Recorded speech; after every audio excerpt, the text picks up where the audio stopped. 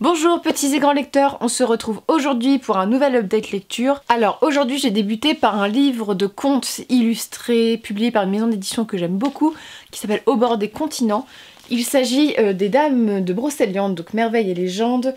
Donc c'est un résumé de contes sur les dames fondatrices des légendes de Brocéliande, donc la légende arthurienne.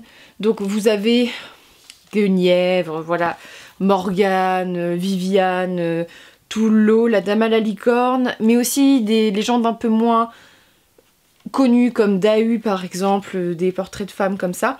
Donc vous avez à chaque fois une légende qui est racontée et en même temps tu suis l'histoire d'une vieille femme qui est cherchée par une naïade et cette naïade va l'emporter au fond des eaux et la mener dans le monde des fées et peu à peu elle va rechercher qui elle est, son identité. Voilà, c'est le genre de livre que j'aime sur la légende arthurienne, poétique, sans prétention littéraire particulière, mais voilà, c'est vraiment une jolie histoire avec des figures mythologiques que j'aime beaucoup. J'adore la légende arthurienne, c'est une passion chez moi. C'est très beau, je vais vous montrer par exemple une illustration. Vous avez Viviane ici, donc voilà, on a toujours des illustrations comme ça pour les portraits de femmes et par exemple on a aussi des hommes, ça m'avait un peu étonnée. Il y a Merlin et Lancelot et Arthur je crois. Donc voilà, c'est vraiment plus des portraits de la légende arthurienne par le biais des portraits de femmes, mais on n'oublie pas non plus les personnages principaux. Je trouve que c'est une belle histoire à raconter, notamment aux jeunes. Moi j'ai adoré, il y a beaucoup de choses dont j'étais... Voilà, je savais parce qu'au bout d'un moment tu acquiers des connaissances là-dessus, mais... livre très sympa, livre à 18,50. C'est une couverture, comment vous dire, elle est un peu molletonnée à l'intérieur. On est vraiment face à un petit ouvrage, voilà. Mais de qualité, très beau livre, livre-objet. Donc je vous conseille vraiment. Ensuite je vais vous présenter des mangas, je ne sais plus si je vous avais présenté les deux premiers tomes, mais j'ai lu le tome 3 et 4, donc je préfère tout vous représenter d'un coup. De toute façon les mangas je vous fais toujours le résumé du premier tome parce que je veux pas créer de spoil particulier. Donc il s'agit de Blue Spring Ride, donc voilà c'est les quatre, voilà j'ai lu ces deux là. C'est l'histoire alors d'une jeune fille qui n'aime pas beaucoup les garçons quand elle est au collège. Elle est très jolie et elle comprend pas trop les hommes, voilà. Elle en a même peur et un jour elle va rencontrer Haru, donc Haru c'est lui, et il est très différent des autres garçons, il est assez, comment dire, timide, gentil, vous voyez pas le stéréotype viril qu'elle voit autour d'elle, et il lui plaît bien, et lors d'une partie de cache-cache ils vont bien s'entendre, il y a une histoire avec où elle le sent, tout, tu vois que c'est le début des sentiments, tout ça, et donc elle tombe un petit peu amoureuse de lui. Lui aussi, tu sais qu'il a un petit crush sur elle, il se donne rendez-vous, sauf que le jour du rendez-vous, elle attend des heures et il vient jamais, et en fait elle ne le voit plus. Quand elle retourne au lycée, elle a du mal à se faire des amis, c'est devenu un garçon manqué. Parce qu'elle s'est rendue compte qu'en étant jolie, elle attirait les regards mais pas ceux qu'elle voulait, donc elle est devenue un véritable garçon manqué, et elle essaye de se faire des amis pas sympas. Et qui elle croise dans les couloirs, Haru, et sur le coup elle se dit « Oh chouette, il est de retour, pouvoir être amie, tout ça », sauf qu'en fait Haru a beaucoup changé, et est devenu beaucoup plus sombre, et on va découvrir ce qui s'est passé dans son passé. C'est une révélation qui est une problématique très courante dans les shoujo, c'est quelque chose qui doit traumatiser au Japon, qui traumatise en France aussi, mais c'est vrai que c'est une question qui a l'air beaucoup plus difficile à surmonter au Japon. Et donc on suit son histoire, et dans ces deux tomes là, le truc c'est qu'elle s'est fait une nouvelle amie, une fille très mignonne, voilà, elle s'entend très bien avec elle, et un jour elle se rend compte que cette fille elle est amoureuse de Haru, et elle se rend compte que ça ne lui plaît pas, et donc elle va lui avouer que bah elle, Haru, c'est le garçon qu'elle a toujours aimé, et que voilà, elle veut pas perdre son amitié, et l'autre accepte. Bon, on voit que c'est un peu plus compliqué que ça, et voilà, c'est un peu un triangle amoureux, mais ces deux filles après un garçon et elles sont amies, et c'est montrer aussi comment tu peux être rival sans te tirer dans les pattes, et c'est assez triste. Un manga shoujo qui est assez différent de ce que j'ai lu parce que je les ai lus en anglais, donc il y a une adaptation animée, il est assez réaliste, et je trouve que il dit des choses un peu plus poussées que dans les autres shoujo. On traite de questions un peu plus poussées sur le corps, notamment d'après mes souvenirs. Le background du personnage d'Haru est très bien travaillé. Voilà, vraiment vers la fin des tomes, t'es en stress un peu. Et c'est des personnages qui sont attachants. Autant elle est attachante parce qu'elle refuse d'être belle et de correspondre aux stéréotypes japonais qu'on connaît, la fille mignonne et qui se tait. Elle, voilà. Et c'est vrai que c'est un manga qui... Je trouve que c'est un shoujo mais qui s'adresse pas forcément aux petites filles. On a vraiment l'impression que c'est plutôt penché vers le josei parfois. Voilà, parce que notamment il y a beaucoup de blagues de fesses qui reviennent et c'est très inhabituel dans les shoujo et ça n'est pas vulgaire du genre. Je vais vous mettre une situation qui se passe dans ce tome-là, mais Haru, lorsqu'elle est à la bibliothèque, à un moment ils s'engueulent, je sais plus, et en fait elle rentre dans quelqu'un, elle glisse sur la personne et elle met sa main où elle ne faut pas quand sur le garçon, et donc ça provoque une situation de gêne, et elle passe pour une perverse dans son école. Voilà, c'est des situations comme ça, mais c'est vrai que c'est peu habituel de les voir traitées comme ça dans les mangas, mais c'est un manga qui est aussi tout doux, et la relation entre Haru et je sais plus comment elle s'appelle cette jeune fille, Ko. Alors je vous dis Haru à chaque fois, mais c'est pas Haru. Donc non, ce n'est pas Haru, je sais pas, j'ai dû lire un truc avec un Haru. Le gars c'est Ko, elle c'est Futaba, voilà. Et la jeune fille avec qui elle est en concurrence c'est Yuri. Bah je sais pas, je voulais l'appeler... Ah non, Haru c'est dans un autre manga mais il lui ressemble physiquement. Bon, on va pas discuter du nom, mais vous savez très bien que je mélange les noms très souvent. Voilà, c'est à force de lire beaucoup de mangas, tout ça, on a tendance à mélanger. Mais voilà, elle se retrouve à découvrir le passé de ce garçon et à surtout le reconquérir alors que c'est pas la même personne et que lui, il a un peu fait une croix sur elle, voilà, dans son passé, et elle lui rappelle des choses très difficiles. Donc voilà, et par exemple lui son frère est prof au lycée, donc voilà, il y a des situations aussi cocasses.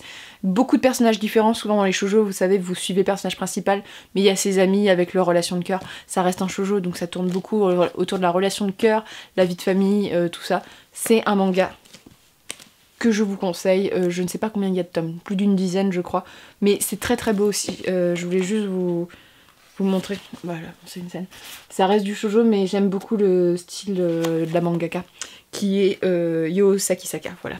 Donc je vous conseille ce manga si vous êtes intéressé par le shoujo et trouvez quelque chose un peu différent d'habitude. Si vous lisez beaucoup de shoujo, je trouve que celui-ci il est très très bien. Je vais vous garder le roman de fantasy adulte à la fin, souvent c'est ce que je fais. Je vais vous présenter un roman young adulte. Ça fait longtemps que je l'ai vu, qui a subi quelques dommages de jus d'orange. Il s'agit de Le Gang des Prodiges, donc de Ennemi Juré de Marissa Meyer. Voilà, on voit les dégâts. On me l'a offert. Et bah, il a subi un peu, mais j'aime bien moi les livres qui subissent quand même, ils ont une histoire. Donc, et Le Gang des Prodiges, c'est le tome 2 de Marissa Meyer, qui est l'écrivaine, l'autrice, comme vous voulez, de Les Chroniques Lunaires, qui est une de mes séries young adultes, voire ma série young adulte préférée. J'ai rencontré Marissa Meyer il y a un an, pas Salon du Livre de cette année, Salon du Livre l'année d'avant, j'avais eu un petit déjeuner, c'était vachement bien, où, voilà, c'était très intéressant, c'est une personne très intéressante et très gentille, et j'adore tout ce qu'elle fait. Donc objectivement j'étais partie sur une série que j'allais aimer, et ce tome 2 je l'ai adoré, parce qu'en fait c'est une histoire de super-héros, et moi j'aime beaucoup Marvel, hein, faut dire ce qui est. Je suis pas une grosse fan non plus, mais c'est un univers qui me plaît beaucoup, voilà, j'ai mes petits chouchous, Thor, tout ça... On les aime bien, là c'est l'histoire de deux camps, les méchants et les méchants et les gentils. Les méchants ont perdu il y a quelques années, c'est les anarchistes, et on suit Nora qui fait partie de ce gang des méchants.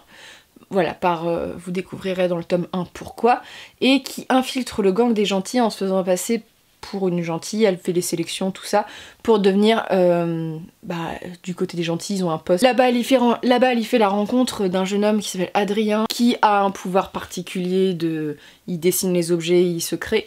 Sauf qu'Adrien a une double identité, il joue Sentinelle, donc Sentinelle c'est lui, un espèce de super-héros qui est ni vilain ni méchant par ses actes, et donc elle joue double jeu.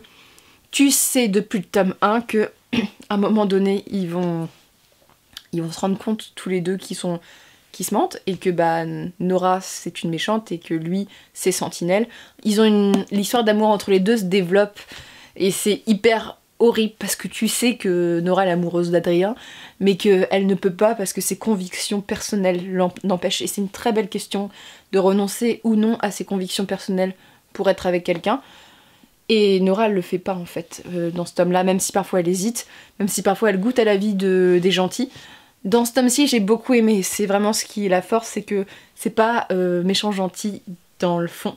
on nous montre bien que les deux zones sont grises, et notamment ici ça donne un petit côté X-Men, je sais pas si vous vous souvenez, c'est dans X-Men 2, où il crée un espèce de antidote au pouvoir, et quand on met l'antidote, ça te... comment dire, ça t'élimine tous tes pouvoirs. Là il y a une question un peu dans le même genre, et donc voilà, il y a ce fil narratif derrière. C'est un livre, il y a tellement de choses à dire parce qu'il y a tellement d'histoires, il y a tellement de personnages, mais je peux que le conseiller si vous aimez les super-héros.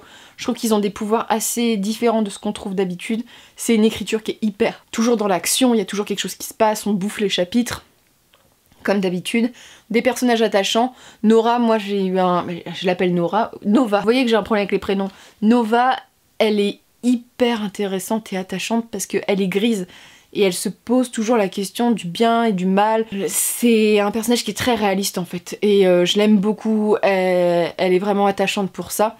Et la fin est assez horrible dans ce tome, voilà, faut le dire. Il y a une révélation qui se passe et on sait que le tome 3 va te déchirer le cœur, vraiment. Donc je pense que ça va être en 3 tomes, 4 tomes, je sais pas. Mais vraiment, je vous conseille cette série, je vous conseille cet auteur, Les Chroniques Lunaires. C'est de la bombe, voilà. Donc là, c'est de la même acabit, c'est original avec la thématique des super-héros, c'est pas quelque chose qu'on voit beaucoup en young adulte, et des personnages qui portent bien les choses. J'ai un peu du mal avec Adrien parce que je le trouve... comment dire? Je sais pas ce que je pourrais lui reprocher, mais j'accroche pas avec ce personnage.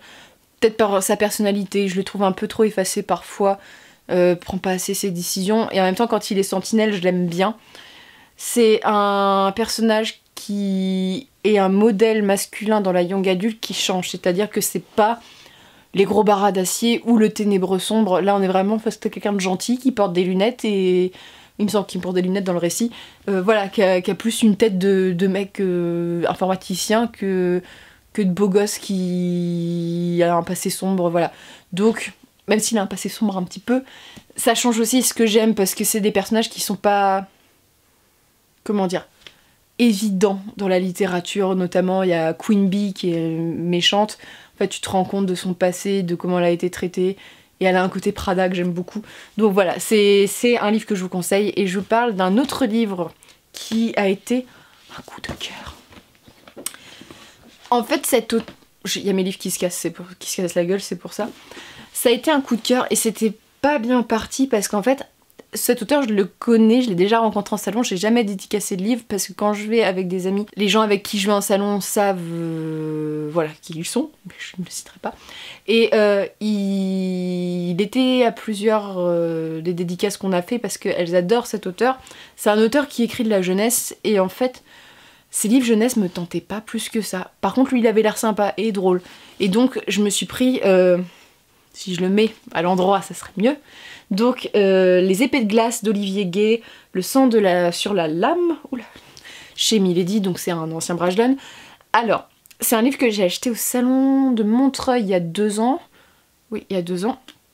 Et je l'ai lu que maintenant.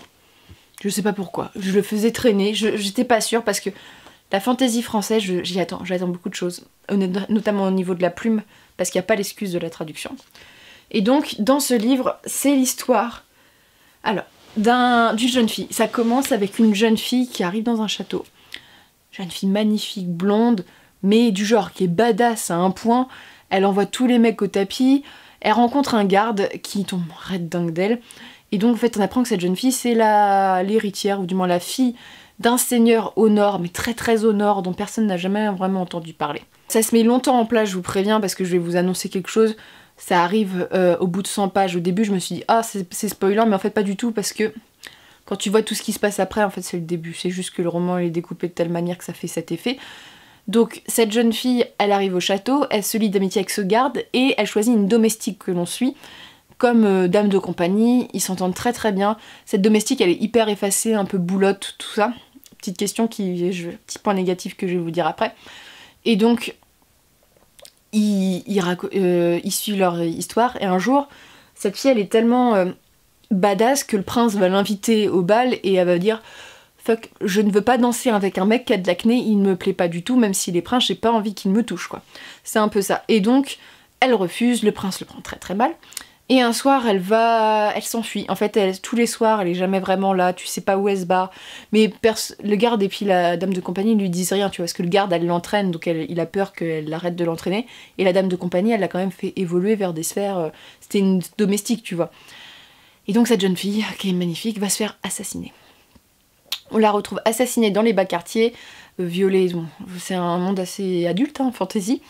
Et donc le garde et la deux jeunes domestiques sont choqués de cet événement, sauf qu'en fait à la cour, tout le monde a l'impression de vouloir étouffer l'affaire, et on sait pas trop.